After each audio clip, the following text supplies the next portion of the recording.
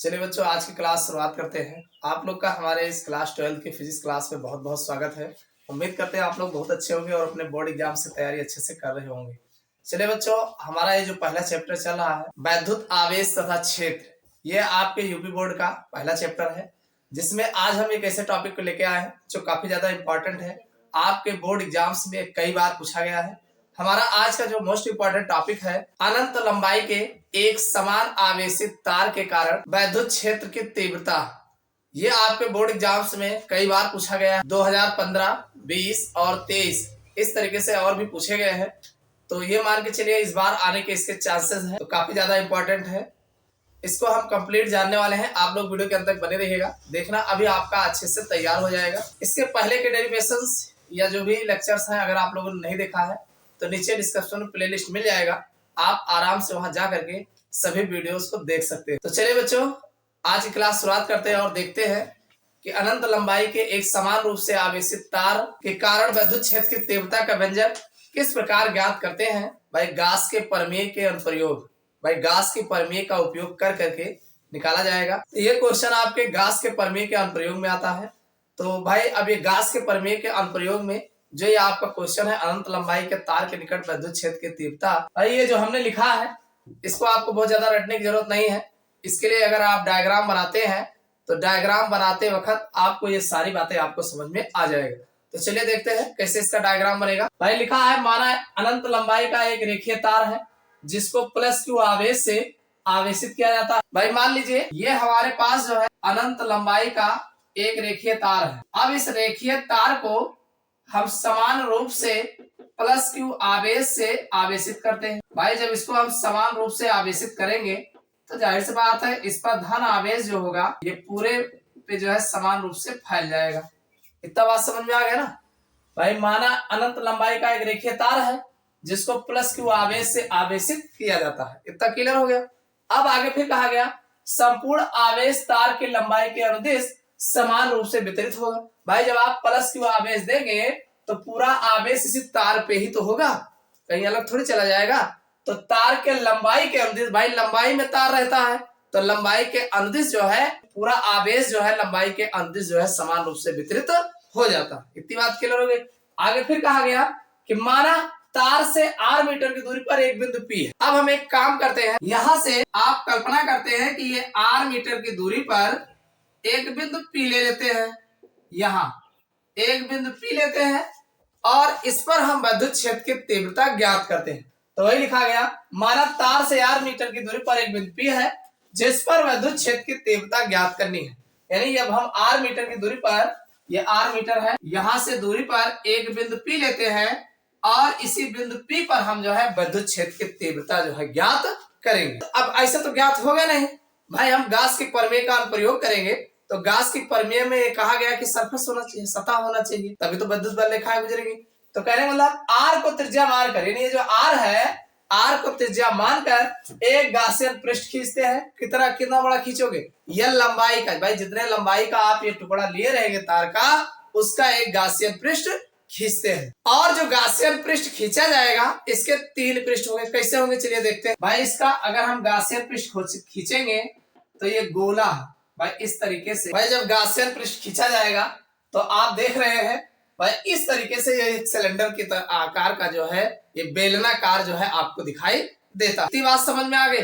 अब एक बात और ध्यान रखिएगा, जब आप इस तरीके से गासियन पृष्ठ खींचते हैं तो आपको इसमें 3 सतह दिखाई देते हैं। कितने सतह दिखाई देंगे?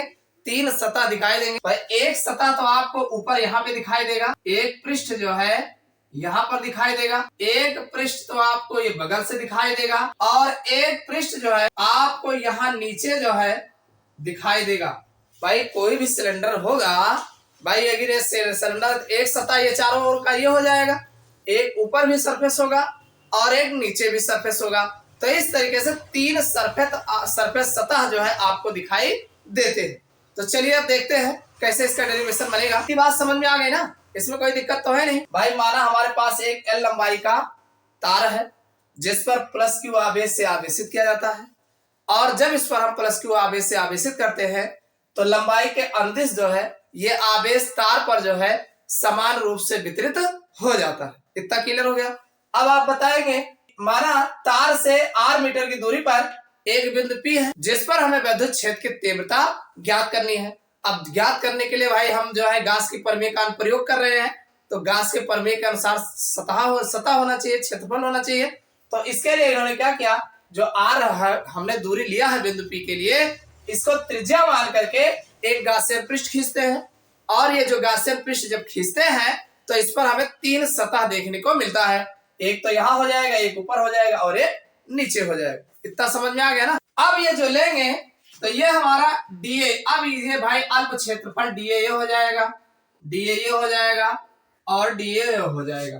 भाई हम पहले थोड़े क्षेत्रफल लेंगे ना, पूरे की बात जो है बाद में करेंगे, पहले हम अल्प क्षेत्रफल डीए ले। देखो ये ऊपर है नीचे है, इसको हम फाई एम मान सकते हैं और इसको भी फाई एम मान सकते हैं, और बगल है तो फाई एन इसको मान लेते हैं। ठीक, तो भाई अब इसमें 3 सतह है तो इसके लिए आप लिखेंगे फाई ई। तो फाई ई जो हमारा होगा भाई कुल विद्युत फ्लक्स अगर हम निकालेंगे तो भाई तीनों सतहों का योग होगा, तो ये बराबर हो जाएगा phi M plus phi M और प्लस फाई एन। समझ में आ गया नहीं भाई। हम कुल विद्युत फ्लक्स निकालेंगे तो भाई एक तो ये ऊपर वाला, एक नीचे वाला, एक बगल वाला, तीनों के योग के बराबर हो जाएगा। अब इसको निकालने के लिए फाई ई बराबर फाई एम की वैल्यू अगर देखा जाए तो भाई E D A cos theta plus E D A cos theta plus E D A cos theta, ये आपका होगा। भाई आप ऐसे जनरली अगर देखते हैं तो इस तरीके से फार्मूला होगा। अब इस पर जो है फाई ई बराबर भाई कॉस थीटा, अगर फाई एम की वैल्यू है तो यहाँ पर अगर देखा जाए तो यहाँ पर ये जो है ये 90 का कोण बन रहा है, 90 डिग्री का, तो यहाँ पर भी 90 डिग्री का कोण बनेगा और इस पर कोई कोण नहीं बनेगा।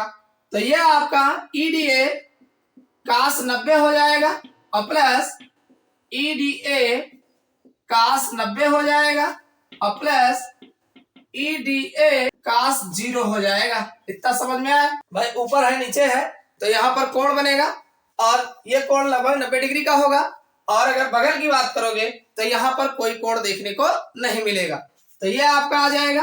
आप जानते हैं कास 90 की वैल्यू जो होता है कितना होता है, 0 होता है।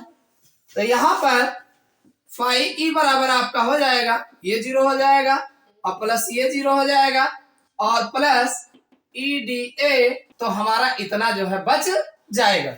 इतना समझ में आया कि नहीं। अब एक काम करते हैं, इसका अगर हम निकालते हैं तो फाई ई बराबर ई डी ए, भाई ई का तो नहीं लेकिन हम जो है डीए का इंटीग्रेशन कराएंगे।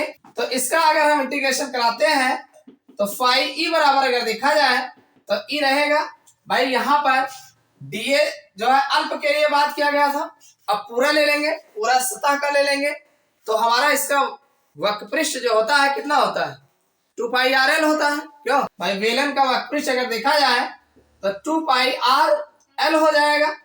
तो इस तरीके से फाई ई बराबर ई 2 पाई आर एल जो है यहाँ पर लिखा जाए। इतना समझ में आ गया ना, इसमें कोई दिक्कत तो नहीं है। अब एक चीज आप जानते हैं, क्या जानते हैं कि फाई ई बराबर क्यू अपान एप्सिलॉन 0, ये तो आपको अच्छे से पता है। और सुनिए, रेखीय घनत्व तो हमने आपको बताया है भाई, रेखीय घनत्व लैम्डा बराबर जो होगा क्यू अपान एल हो जाएगा।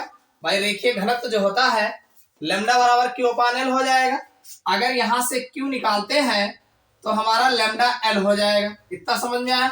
अब ये जो हमने फाई ई लिखा है, फाई ई बराबर क्यू की जगह पे लैम्डा एल रखेंगे तो हमारा लैम्डा एल अपान एप्सिलॉन 0 हो जाएगा। ये समीकरण हमारा 2 बन जाएगा।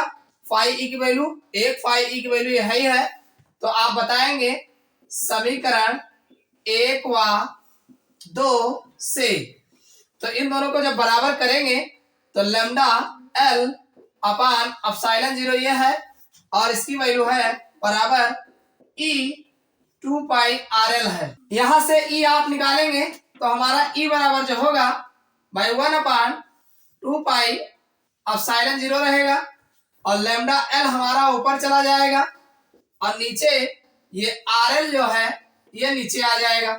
एक चीज आप जानते हैं भाई, ये एल हमारा ये एल से कट जाएगा तो हमारा ई बराबर जो आ जाएगा 1/2 पाई एप्सिलॉन 0 और फिर लेमडा अपान आर। ये हमारा विद्युत क्षेत्र की तीव्रता जो है निकल के आ जाए। समझ में आया कि नहीं? नहीं समझ में आया?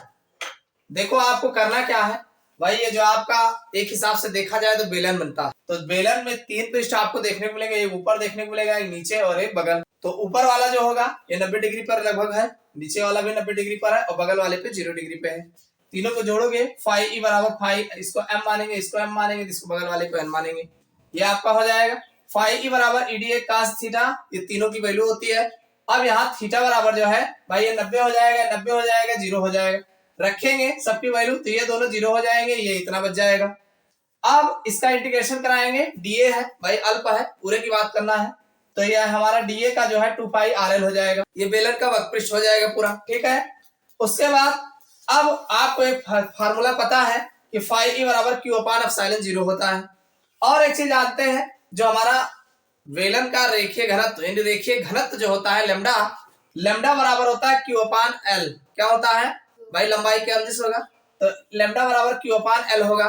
तो यहाँ पर क्यू बराबर निकालोगे लेमडा एल हो जाएगा। इसको अगर इसमें सही से रखते हैं तो ये हमारा फाई ई बराबर लेमडा एल अपान एप्सिलॉन 0 बन जाएगा। ये समीकरण 2 हो जाएगा।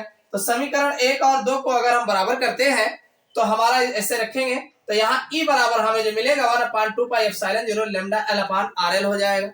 भाई इन दोनों इसको ठीक करोगे तो इतना आएगा, और ये एन से एल कट जाएगा, तो ई बराबर 1/2 pi epsilon 0 lambda upon R जो है हमें देखने को मिलता है। यही जो है भाई ये अनंत लंबाई का अगर तार है और तार के एक समान आवेशित तार के कारण जो विद्युत क्षेत्र की तीव्रता का व्यंजक प्राप्त होता है, यही आपको देखने को मिलता है। समझ में आ गया ना? तो इसको आप लिख सकते हैं भाई, इसको आप लिख सकते हैं अनंत विस्तार के रेखीय आवेश।